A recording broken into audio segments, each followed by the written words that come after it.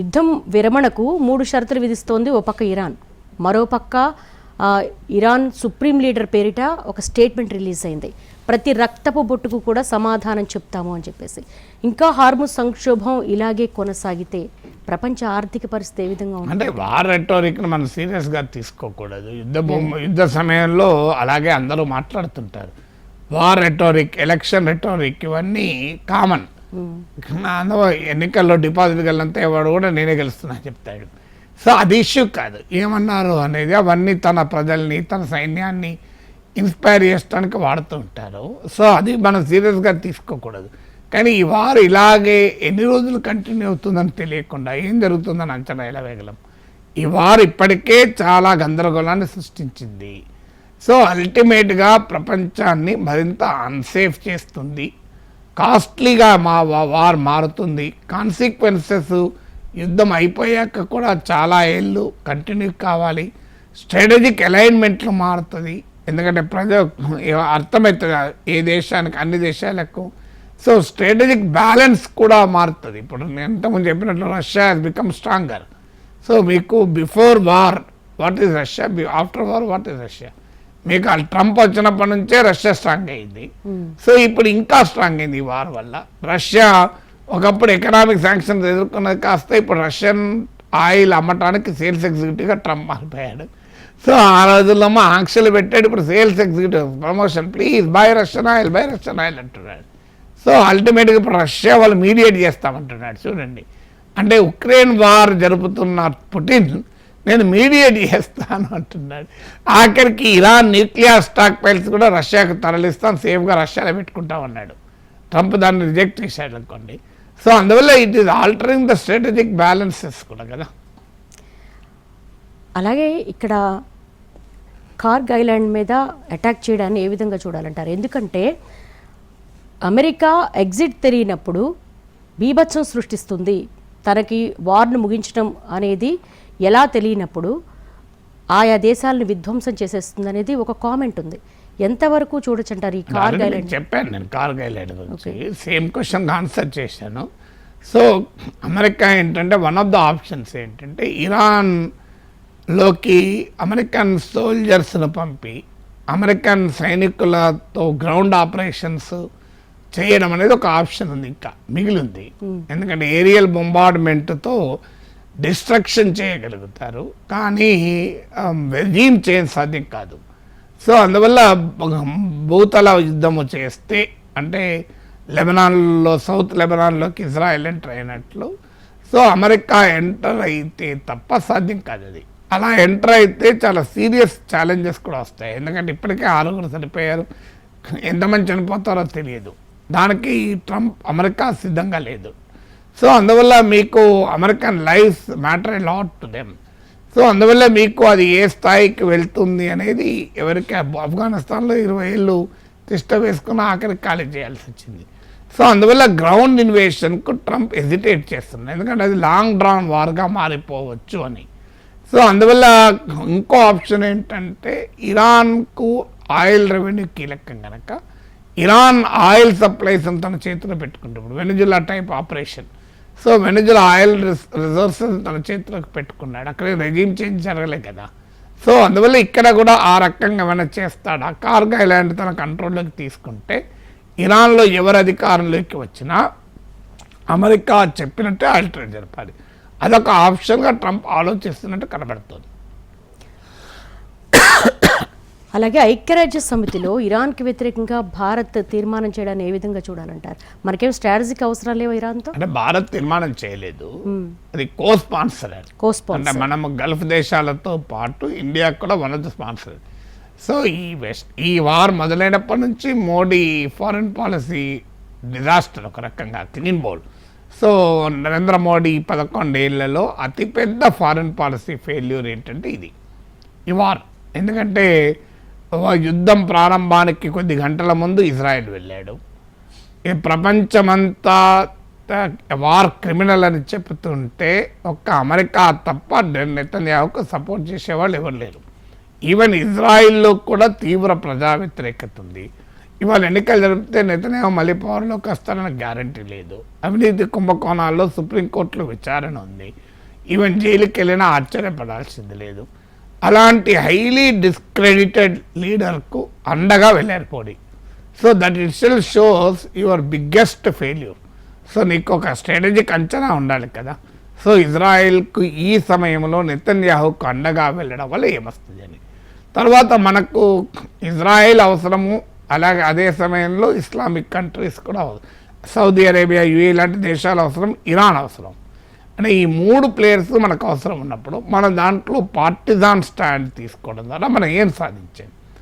ఇలా ఇండియా ఒక లీడర్షిప్ పొజిషన్లో ఉండి ఈ వార్ను ముగించడానికి ఒక కీలక పాత్ర పోషించాల్సిన భారతదేశం ఇవాళ మనం ఒక సైడ్ ప్లేయర్గా మిగిలిపోయాం. ఇలా పుట్టిన లాంటి వచ్చి నేను యుద్ధాన్ని ఆపుతా అంటున్నాడు, కానీ where is our prime minister? So ఇంతవరకు నరేంద్ర మోడీ ప్రభుత్వం నుంచి విల్ మీడియేట్ ఫర్ పీస్ అని కూడా అన్న స్టేట్మెంట్ లేదు. ఎందుకంటే మనం ఎవరు నమ్మే పరిస్థితి లేదు. ఎందుకంటే we're gone completely towards one side. తర్వాత ఈ వార్కు ప్రిపేర్డ్గా కూడా లేము. ఏం జరగబోతుంది, దీని కాన్సిక్వెన్స్ ఏంటి అనేది. కనీసం ఆ డిప్లొమసీ ఉండుంటే, ఇలా డిప్లొమసీ చూడండి మీకు ఉదాహరణకు మన ఎనర్జీ పడవలు 1-2 బయటికి వచ్చాయి. స్టేట్ ఆఫ్ హర్మోజ్ ద్వారా ఇరాన్ ఎలో చేసింది. అంటే మన ఫారిన్ మినిస్టర్ ఇరాన్ ఫారిన్ మినిస్టర్తో మాట్లాడితే ఇంత జరిగాక కూడా ఇరాన్ ఇండియాకు అనుకూలంగా రియాక్ట్ అయింది. ఒకవేళ మనం ఇట్లా ఓపెన్గా ఇజ్రాయెల్ వైపు ఉండకపోతే ఇవాళ ఇండియన్ ఎనర్జీ ట్రేడ్కి ఇరాన్ అభ్యంతరమే చెప్పేది కాదు. ఇప్పుడు చైనా పడవలకైనా అభ్యంతరం చెప్తుందా? చైనా పడవలు ఇరాన్ నుంచి స్వేచ్ఛగా వస్తున్నాయి, పోతున్నాయి. There is no energy crisis in China. మనం ఎందుకు ఈ ఎల్పిజి సంక్షేమం ఎదుర్కొంటున్నాం? Because of the Modi's wrong diplomacy. మనం కనుక ఇరాన్తో ఈ యుద్ధంలో వన్ సైడ్ ఉండకపోతే వీడు హ్యావ్ ఎ లివరేజ్. మేమేం చేసాం, మమ్మల్ని ఎందుకు అటాక్ చేస్తున్నారు అంటే ఇరాన్ ఇవాళ ఇంత ఇజ్రాయెల్కు అనుకూలంగా ఉన్నా ఖమేనీ హత్యను కూడా ఖండించకపోయినా 2 రోజుల దాకా మీకు 160 మంది చిన్నారులు చనిపోయినా this is not the era of war అని రష్యా ఉక్రెయిన్ వార్లో అన్న మాటలు మోడీ నోట రాకపోయినా మనము కనీసం ఇరాన్ మనకు సహకరించి మన ఎనర్జీ, మన ఆయిల్ అండ్ ఎల్పిజి షిప్స్ నిల్వ చేసింది కదా. సో నిజంగానే మనం ఈ వార్లో వన్ సైడ్ తీసుకోకపోతే ఇంకా ఎక్కువ లివరేజ్ ఉండేది. అసలు లివరేజే కాదు, వార్ను ముగింపడానికి నరేంద్ర మోడీ కీలక భూమిక పోషించేవారు, భారతదేశం కీలక భూమిక పోషించేవారు. ఎందుకంటే ప్రపంచంలో ఏ దేశానికి లేని అడ్వాంటేజ్ ఇండియాకు ఉంది. ఎందుకంటే ఇవాళ అమెరికా పూర్తిగా ఇజ్రాయెల్కి అనుకూలం, రష్యా పూర్తిగా ఇరాన్కి అనుకూలం, మీకు సౌదీ అరేబియా, యుఏఈ ఇవన్నీ కూడా వన్ సైడెడ్, మీకు అవి అమెరికాకు అనుకూలము, ఇరాన్కు వ్యతిరేకము. ఒమన్ చిన్న దేశం, ఒమన్ యాక్చువల్గా అయితే ఇద్దరికి సంబంధాలు ఉన్న దేశం, కానీ Oman is not a big power in the world. Pakistan ఒక ట్రోజన్ హార్స్, మాయా గుర్రం, అటు అమెరికాతో ఉంటుంది, ఇటు ఇరాన్తో ఉంటుంది. అందువల్ల పాకిస్తాన్ ఎవడు నమ్మడు. చైనా అమెరికా ప్రత్యర్థి దేశం. ఇందులో అందరికీ కావాల్సిన కంట్రీ ఇండియా ఒకటే. ఎందుకంటే మనము ఇజ్రాయెల్కు మంచి సంబంధాలు ఉన్నాయి, అమెరికాతో మంచి సంబంధాలు ఉన్నాయి, సౌదీ, యుఏఈ లాంటి ఇస్లామిక్ కంట్రీస్తో మంచి సంబంధాలు ఉన్నాయి, ఇరాన్తో మంచి సంబంధాలు ఉన్నాయి, ఇరాన్కు మద్దతు ఇచ్చే రష్యాతో కూడా మనకు మంచి సంబంధాలు ఉన్నాయి. So India is the most acceptable face అక్కడ మొత్తం ఈ వెస్ట్ ఏషియా క్రైసిస్లో మోస్ట్ యాక్సెప్టబుల్. మనకు హైయెస్ట్ స్టేక్స్ కూడా ఉన్నాయి. మన ఎనర్జీ సప్లైస్లో 2/3 ఈ ప్రాంతం నుంచే వస్తాయి. 1 కోటి మంది భారతీయులు అక్కడ పనిచేస్తున్నారు.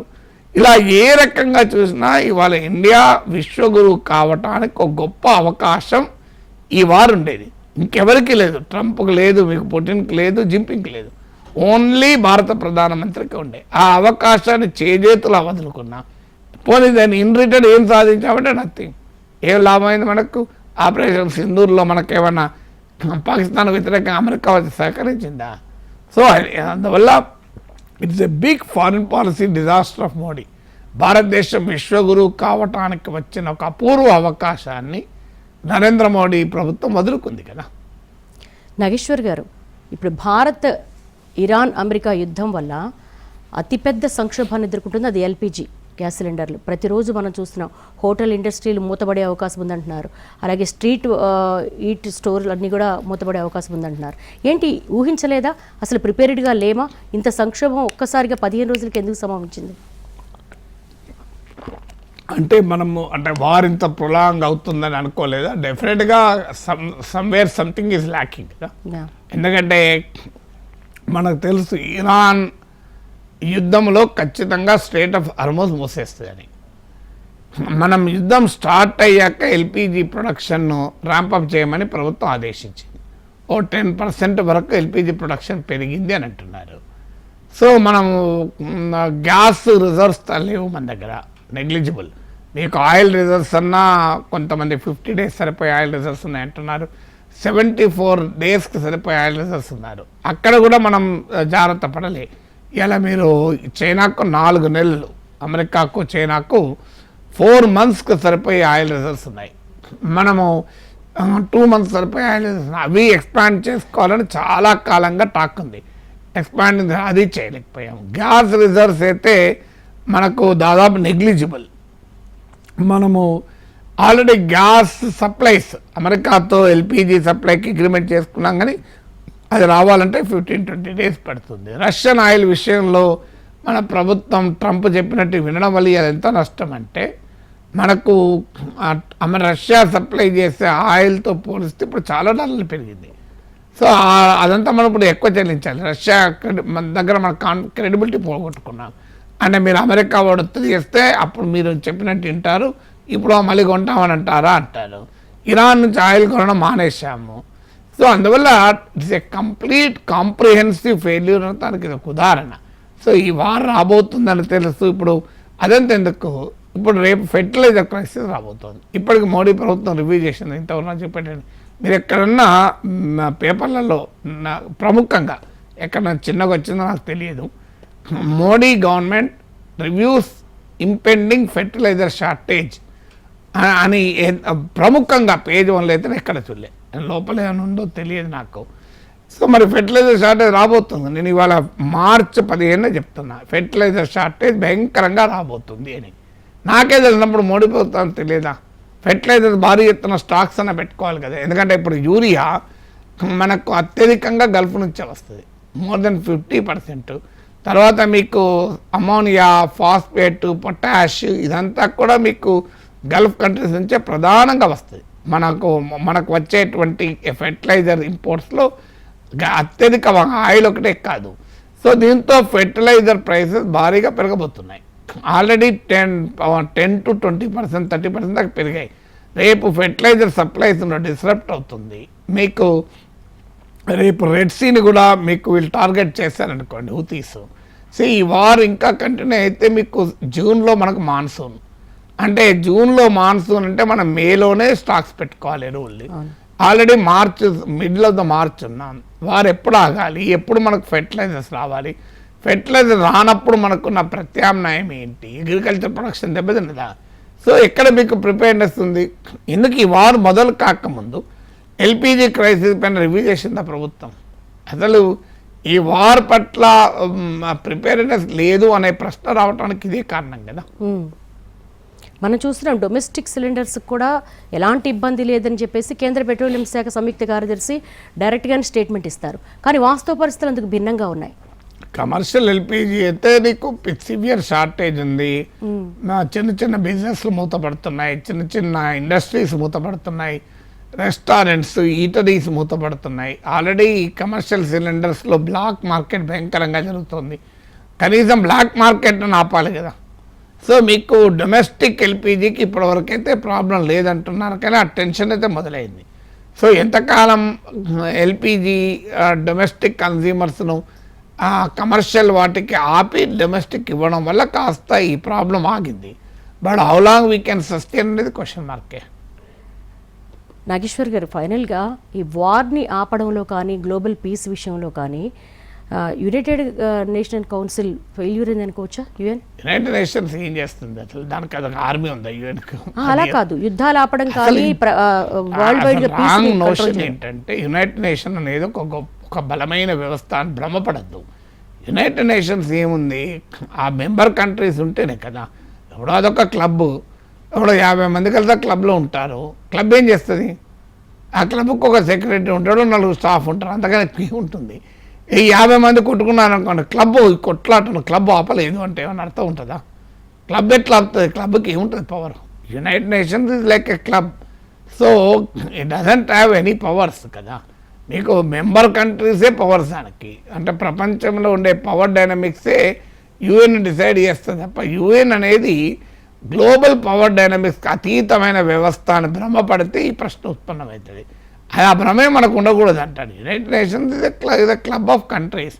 అదొక ప్లాట్ఫామ్. వాళ్ళందరంపై తన అభిప్రాయాలు చెప్పుకుంటారు. సో అదేం చేయగలుగుతుంది? ఒక స్టేజ్ మీద అందరిపై మాట్లాడుకుంటాం. ఈ మాటల్ని స్టేజ్ ఎందుకు ఆపలేదంటే స్టేజ్ ఎట్లా వస్తుంది? స్టేజ్ బాధ్యత అనేది ఉంటుంది కదా అని. అంటే బాధ ఏం చేయాలి యునైటెడ్ నేషన్స్? నాకు చెప్పండి, మీరు ఏం చేయాలి యునైటెడ్ నేషన్స్? మాట్లాడడము, ఎవరితో మాట్లాడాలి? మాట్లాడుతున్నారు. ఆల్రెడీ సెక్యూరిటీ కౌన్సిల్ డిబేట్ ఉంది. యుఎన్కి ఏమైనా స్పెషల్ ఆర్మీ ఉందా? పోయి ఎవరిని ఆపుతాడు? అమెరికాని ఆపుతాడు? యుఎన్ ఆర్మీ ఉంది యుఎన్కు. సో అందువల్ల యుఎన్ అనే ఏది ఆపలేదనే ప్రశ్నకి ఆన్సర్ అసలు ఇర్రెలవెంట్ అంటారు. ఎందుకంటే యుఎన్ ఇది గ్రూప్ ఆఫ్ నేషన్స్, ఒక క్లబ్ అంతే. సో దానివల్ల మీరు మిగతా వాళ్ళంతా ఇప్పుడు అందరూ ఒక క్లబ్లో 50 మంది మెంబర్లు ఉంటారు. ఆ క్లబ్లో ఉన్న 50 మంది అటో 20 మంది ఇటో 30 మంది కత్తులు పడుకో కొట్లాడుకుంటారు. క్లబ్ ఆపలేదు, క్లబ్ ఆపలేదు. క్లబ్ ఏం చేస్తున్నట్టు? క్లబ్ అసలు ఇంతవరకు నిద్రపోతుందా? అంటే క్లబ్ ఏం చేస్తుంది? క్లబ్కి ఏముంటుంది? వాచ్మెన్ ఉంటాడు, సెక్రటరీ ఉంటాడు, 4 స్టాఫ్ ఉంటారు. క్లబ్ ఎట్లా ఆపుతుంది? ఈ 50 మంది కలిస్తేనే క్లబ్ కదా. 50 మంది కొట్టుకున్నప్పుడు క్లబ్ ఏం చేస్తుంది? Okay, right. Thank you so much for analysis Nageswar గారు. ఇది యుద్ధం ఏ ఐడియాలజీతో ప్రారంభమైనప్పటికీ కూడా అన్ని దేశాలు మూల్యం చెల్లిందే. దీనివల్ల విషాదం మాత్రమే మిగులుతుంది. మరి ఇరాన్, అమెరికా, ఇజ్రాయెల్ యుద్ధం 16 రోజులకు చేరుకుంది. ఇక ముందు ఏం జరగబోతోంది? హార్మూజ్ సంబంధించి ఇప్పటికే ఇరాన్ నౌకలతో ఆపేస్తోంది. అలాగే ప్రపంచ దేశాలన్నీ కూడా ఆర్థిక సంక్షోభంలో కూరుకుపోతున్నాయి. మరి దీనికి సంబంధించి ఎగ్జిట్ అనేది ఈ యుద్ధానికి ఎక్కడనేది మరి రాబోయే కాలమే నిర్ణయించాలి. ఇది వాల్టి స్పెషల్ డిబేట్.